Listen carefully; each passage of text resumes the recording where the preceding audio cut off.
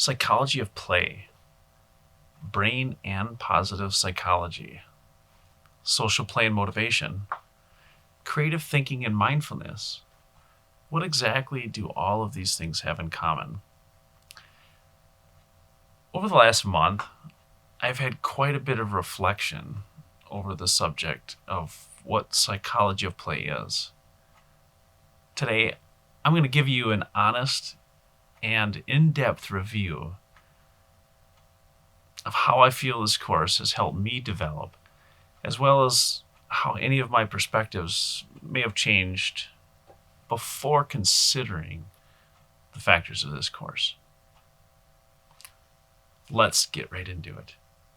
This month, you are completing a course through Full Sail University called Psychology of Play. I'd like to be the first to congratulate you on a job well done. I can really see that you've learned a lot of new things about yourself, particularly in how to engage in play, as well as practicing mindfulness. I have a few questions for you today that regard your self-reflection and if any of your perspectives may have changed from before considering any of these factors from these courses.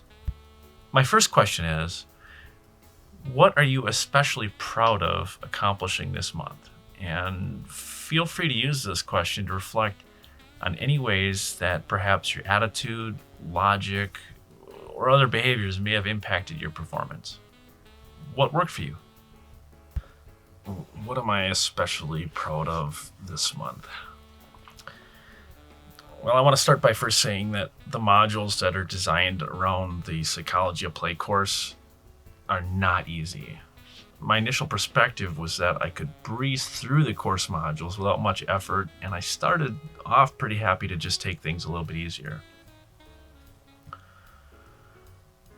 The old term that nothing in life comes easy really comes into play here, and my way of looking at some of the concepts that have been over the duration of this course are that to grow, we must first connect with what it is we're trying to learn. If we expect to get monumental change out of something, then the principles of reciprocity come into play, and that we must put in monumental effort. In other words, we get out what we put in. Life tends to flow in that sort of pattern, and I believe balance is a very real thing.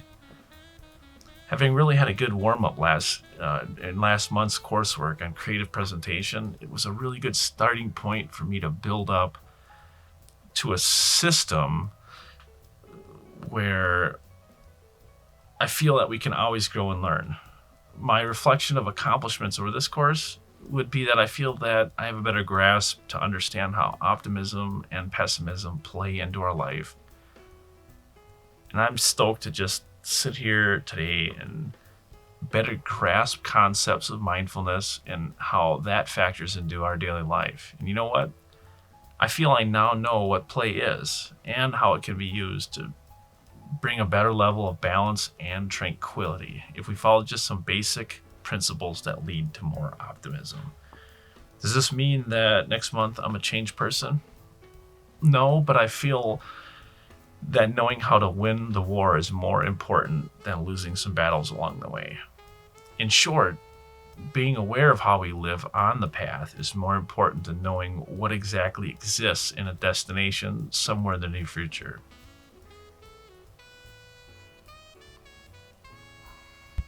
That is a great way to respond. You seem to have learned quite a bit, and I appreciate that you feel more optimistic. My next question, what would you do differently if you could start the whole month over again? Do you have any suggestions or insights on how you could have improved? Well, let's see, what would I do differently if I could start over? I feel the only thing I found rather difficult in Psychology of Play was how it was laid out in regards to assignment submission. I felt that I waited to really engage in the major assignment functions until Tuesday evening after the initial lecture, and doing so really pressed my time to try to submit the lion's share of each week by Thursday. And then it left me with only 2 days for most of the workload. All in all, for me, it was just a little bit more pressure to focus on how the content applied to how I would tackle each quest.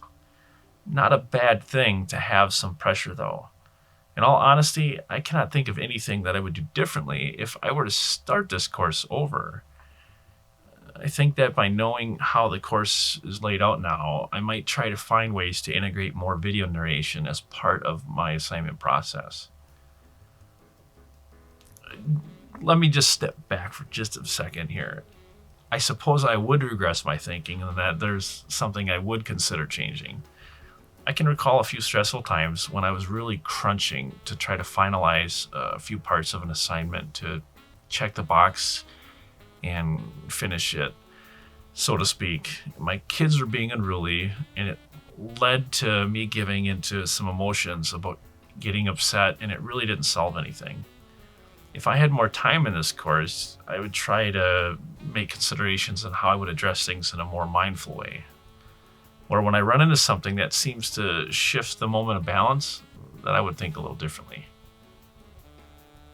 I agree that we do put some pressure on you, but it's all in good spirit, and it is fantastic to hear how you have overcome the challenges.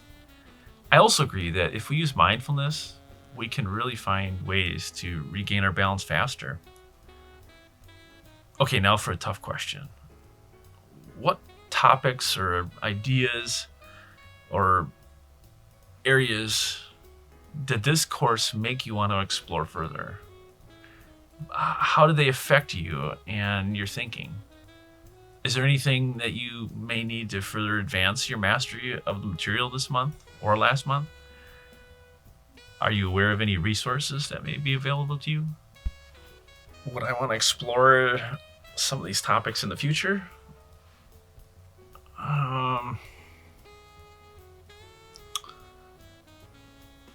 Well, let's see.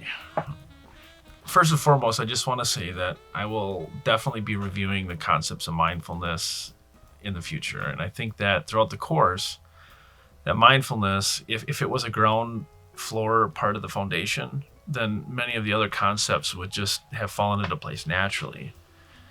And using my last example of getting frustrated with my kiddos as they were badly behaving at times, it's a perfect reason why I would want to go back and revisit some of the course material to better reflect on emotional competencies. There was a section I recall in week 2 that covered wellness and well-being. It used some buzzwords that I often use myself, such as thriving, as well as concepts of a more balanced life. Using the 5 elements of well-being, such as positive emotions, engagement, meaning, and positive relationships to better develop skills of a well-balanced life, it's something that I think we can all use in our daily lives. What is cool about the way that Full Sail University lays out their coursework is that much of what they use, at least in the last 2 courses here, are all real life skills. And for a school that's been around since 1979, to offer tools to their alumni to be able to come back anytime they want and revisit the material, I think is great, especially if new concepts are introduced. Both personally and professionally, I think we all have had times where we wish we had access to some of the tools we use to grow and learn. And as a mid-lifer myself, I can say with utmost confidence that I have gone back and reviewed previous lessons that I've taken in the past. And I call it fine-tuning my mind. And I still have a long way to go. I was just kidding about that question being tough. It really seems you have been doing your research to see what sort of additional benefits we have here at Full Sail. This leads me to just one final question for you today. In what ways can you see this course impacting your career and how you achieve your short-term and long-term goals as a professional and as a person? How do you think you'll tackle things in the future? Did the experience here help you out at all professionally? How do I see this course impacting my career? And also in regards to my goals, let's see. By laying out a red carpet, such as creative presentation and psychology of play, as a foundation for us to be stars of our own show in life, I think allows us to just naturally be more optimistic about things. A foundation in mindful living, for example, and openness about positive play can really help us focus more on stepping out on that red carpet of life with less trepidation and worry. If we're more worried about focusing on the rules and the process on our path of fulfilling our goals, we may miss out on some of the fun that takes place along the way. I used to be a much more rigid and goal-driven person, to the point that a goal felt like a job or a chore. I do not think that goals are a bad thing, but I feel that the focus, if the focus is the only destination, we're really missing out on quite a few things that take place along the whole path. And I feel this course was fantastic in that it caused me to internally open myself up and focus on some of the key elements in my life that I already knew I was missing, but I was just either too self-absorbed or rigid to really investigate them. This class got me past the planning stage and onto the physical journey.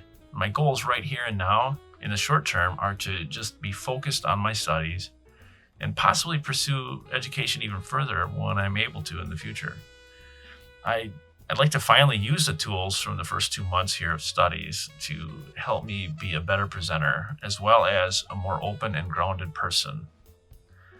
I've had a long professional career to date already, and now is my time to open up and spread my wings of creativity. It's my time to thrive. I really liked that red carpet analogy. Spread your wings of creativity. I love that. I think that you will reach your goals and thrive. Thanks for meeting with me today.